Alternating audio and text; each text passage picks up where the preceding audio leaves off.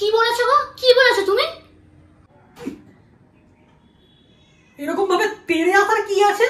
আর সব থেকে বড় কথা, তোমার মাকে আমি কিছু বলিনি, তোমার ভাইকে বলেছি। কি রে, না জেনে শুনে তেলে বেগুনের জলে আমার কাছে আসে। তুমি ভাইকে বলেছো, ভাই বাবাকে বলেছে, বাবা বোনকে বলেছে, বোন মাকে বলেছে। তুমি এমন কি বলেছো যে আমার মা কাঁদছে? সামান্যটুকু কথা তো বলেছি, তার জন্য এরকম করে পালাপালি করে কথা বলার কি আছে? তেমন কিছুই বলিনি যে এরকম করে কান্নাকাটি করতে হবে। যত সব। তুমি জানো আমার মার খুব কষ্ট না হলে, খুব বেদনা না হলে আমার মার চোখ থেকে জল পড়ে না। তুমি কি এমন বলেছো যে আমার মা কাঁদছে?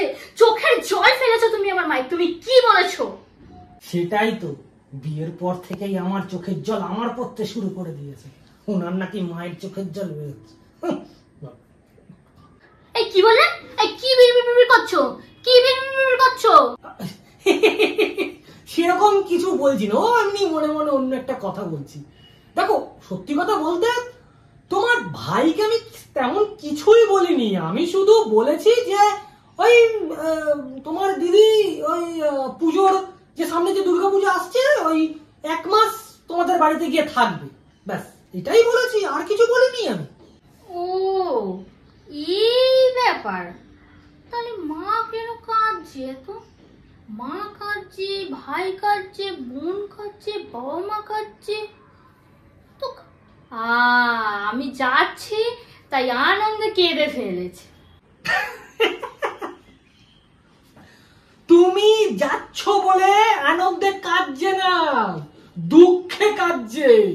মা তো দোলায় আসছে, আর ইনাদের বাড়ির মেয়ে দোলনা, নৌকা কোনো কিছুই ম্যাটার করে না।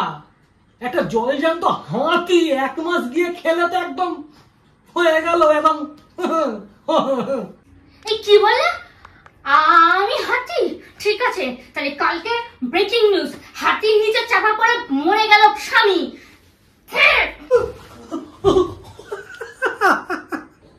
ক্ষমা ক্ষমা ক্ষমা ক্ষমা ক্ষমা।